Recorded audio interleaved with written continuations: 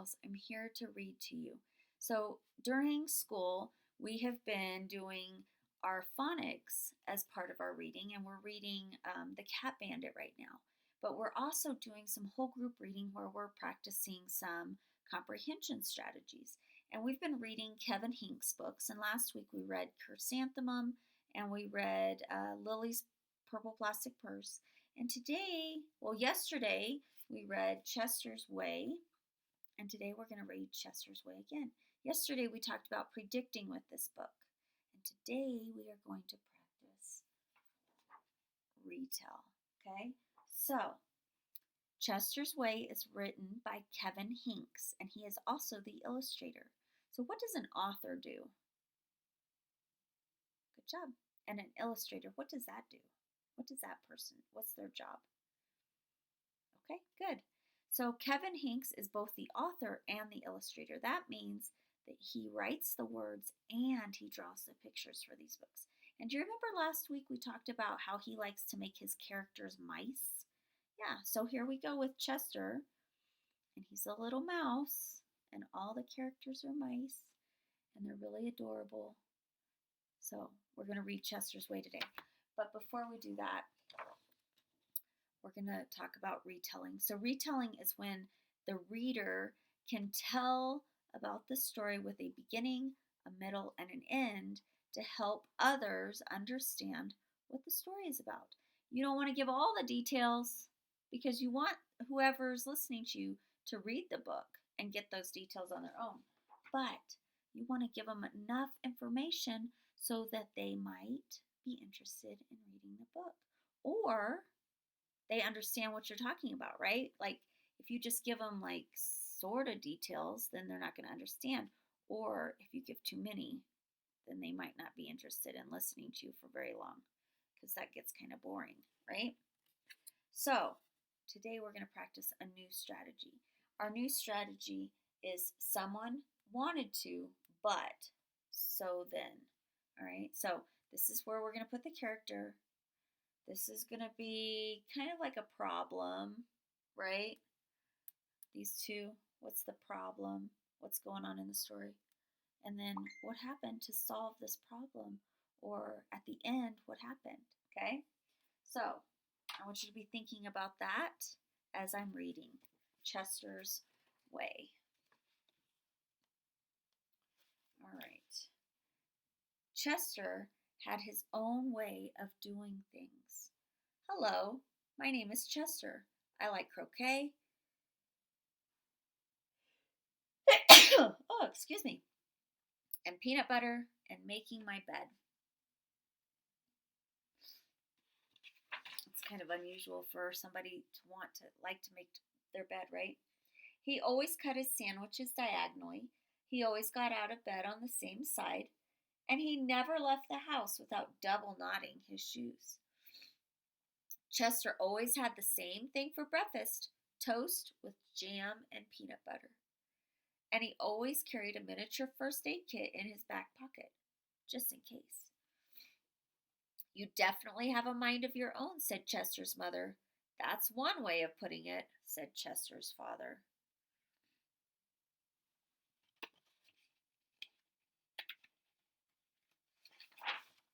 Chester's best friend, Wilson, was exactly the same way. That's why they were best friends. Chester wouldn't play baseball unless Wilson played, and they never swung at the first pitch or slid head first. Wilson wouldn't ride his bike unless Chester wanted to, and they always used hand signals. If Chester was hungry, Wilson was too, but they rarely ate between meals. Some days I can't tell those two apart, said Wilson's mother. Me either, said Wilson's father. Chester and Wilson, Wilson and Chester. That's the way it was. So as I'm reading this book, I think that this book might be one that some of you could read. I don't see too many words in here that would be too difficult for most of my friends. They loved to go on picnics. Once, when Wilson accidentally swallowed a watermelon seed and cried because he was afraid that a watermelon plant would grow inside him, Chester swallowed one too. Don't worry, said Chester. Now, if you grow a watermelon plant, I'll grow one too. Chester duplicated his Christmas list every year and gave a copy to Wilson because they always wanted the same things anyway. For Halloween, they always dressed as things that went together: salt and pepper shakers, two, mint, two mittens on a string, ham and eggs. They really are two peas in a pod, said Chester's mother. Looks like it, said Chester's father.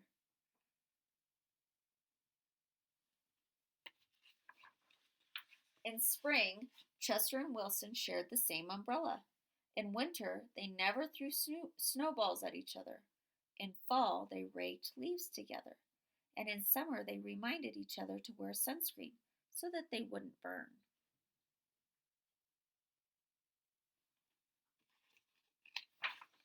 Chester and Wilson, Wilson and Chester. That's the way it was. And then Lily moved into the neighborhood. Lily had her own way of doing things. I am Lily. I am the queen. I like everything.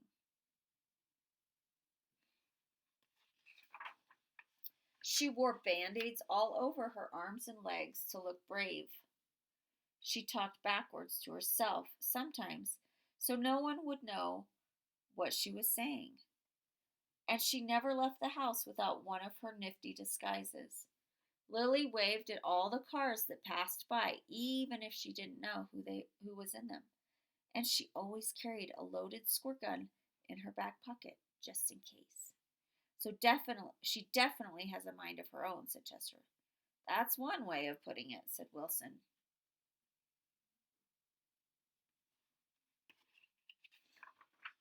When Lily asked Chester and Wilson to play, they said they were busy. When she called them on the phone, they disguised their voices and said they weren't home. If Lily was walking on one side of the street, Chester and Wilson crossed to the other and hid. She's something else, said Chester. Looks like it, said Wilson.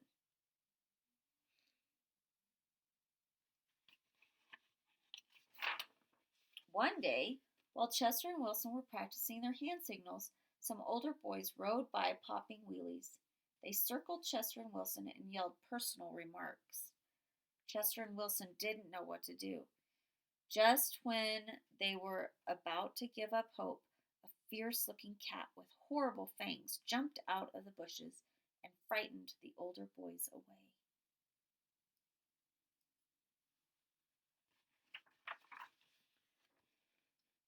Are you who I think you are? Chester asked the cat. Of course, replied the cat. Thank you, Lily, said Chester. You're welcome, Chester, said Lily. Thank you, Lily, said Wilson. You're welcome, Wilson, said Lily. I'm glad you were wearing a disguise, said Chester. And I'm glad you had your squirt gun, said Wilson. I always do, said Lily, just in case.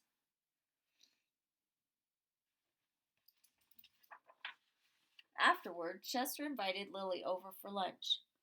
You have a muscle mouse cup. You have a muscle mouse cup? Said Lily. Of course, said Chester. I do too, said Lily. Same here, said Wilson.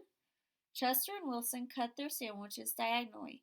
Lily asked Chester's mother if she had cookie cutters, and she made stars and flowers and bells. That's neat, said Chester. Wow, said Wilson. That night, Lily invited Chester and Wilson to sleep over. You have a night light? Said Chester. Of course, said Lily. I do too, said Chester. Same here, said Wilson. Chester and Wilson wanted toast with jam and peanut butter for breakfast the next morning. Boring, said Lily. Try this instead. This is good, said Chester. Wow, said Wilson.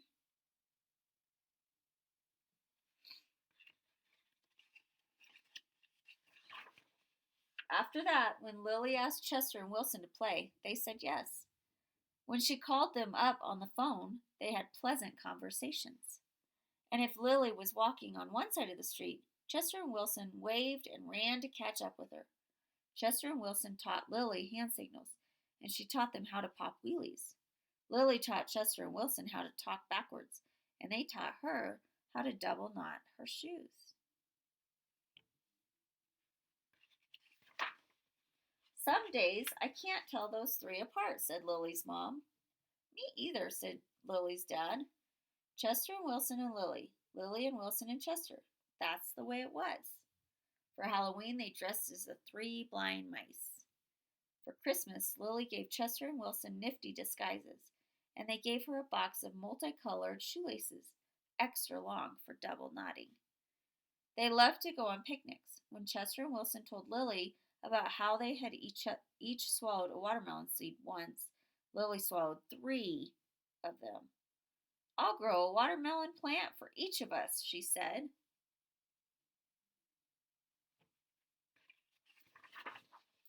In spring, Chester and Wilson and Lily shared the same umbrella. In winter, they never threw snowballs at each other. In fall, they raked leaves together. And in summer, they reminded each other to wear sunscreen so they wouldn't get burned. Chester and Wilson and Lily. Lily and Wilson and Chester. That's the way it was.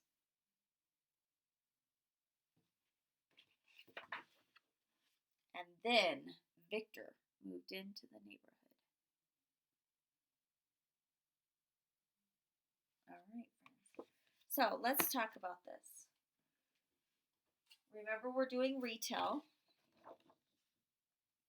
So, using some of the story to help others understand what the story is about. So, someone or somebody, what should we write here? Somebody wanted to, but so then. What should we write? Someone wanted to. Let's see. Who could that someone be? It could be, what if we wrote Lily? What if we wrote Lily? What does she want to do? Okay, play with Chester and Wilson. Play with Chester and Wilson. But what could we say? So Lily wanted to play with Chester and Wilson, but what? They didn't want to play with her?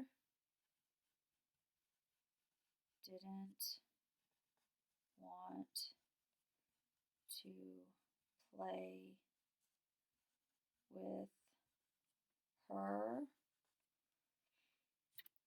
So, or then. Let's do then. Lily wanted to play with Chester and Wilson, but they didn't want to play with her. Then, or we could do until what?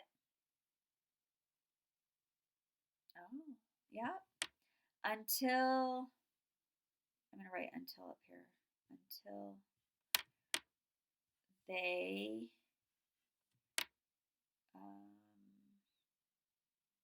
let's write some. Until some older boys were mean to them, and Lily, what did she do? Did she defend them? Did she rescue them? Did she save them? What would you write? Lily wanted to play with Chester and Wilson, but they didn't want to play with her until some older boys were mean to them, and Lily, what? Oh, scared the boys away. Scared the boys away. Okay, does that tell the story? Okay. Lily wanted to play with Chester and Wilson, but they didn't want to play with her until some older boys were mean to them and Lily scared the boys away. Does that sound about right? Okay. Could we do it a different way? Could we tell the story a different way? What if we started with Chester and Wilson? Chester and Wilson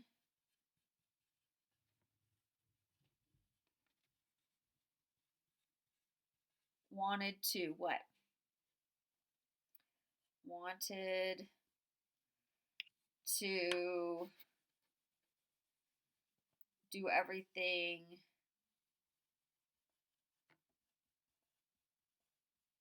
a certain way.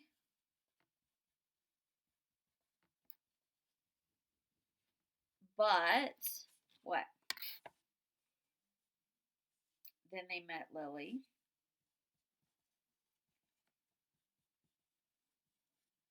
Or then they became friends with Lily. Okay.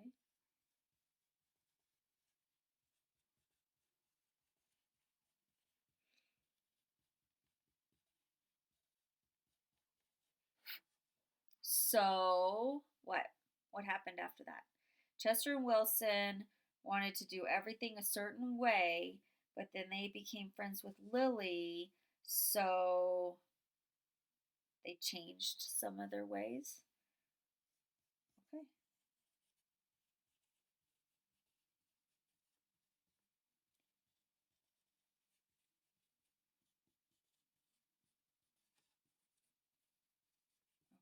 Changed some of their ways. All right. So just because you write yours one way doesn't mean that you can't retell the story a different way, right? So this is proof right here that you can tell that story a couple different ways and it's still right. So Lily wanted to play with Chester and Wilson, but they didn't want to play with her until some older boys were mean to them and Lily scared the boys away. Or Chester and Wilson wanted to do everything a certain way, but then they became friends with Lily, so they changed some of their ways. Both of those are correct, right? It's just how you interpret the story. So that is what we're going to start practicing with retell is someone wanted to, but, and then so then, or until. We used until. So when you're reading your stories today, and I want you to think about maybe picking out 3 to 5 books from your library at home, or you can pick one from Mayan, okay? And I want you to do a retell of the book that you choose. So you can pick a couple books from home and then just pick one and read it, okay? And then you're going to do a retell just like we just did, okay? It doesn't have to be a lot, right? I didn't give a lot of details. I just gave some, but I gave enough that you could kind of get a good idea of what the story was, right? Okay. So, have a great day, friends. Make sure you're reading a book and you're doing a retell today. All right.